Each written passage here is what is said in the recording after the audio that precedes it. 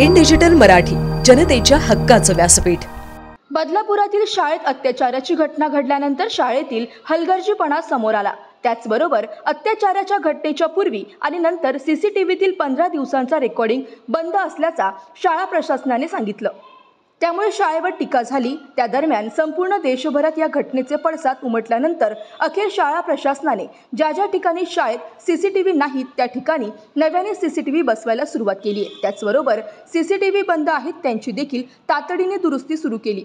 मात्र एवढी मोठी दुर्घटना घडल्यानंतर शाळेला उशिरा सुचलेले हे शहाणपण आहे, अशी चर्चा शहरवासियांमध्ये आहे।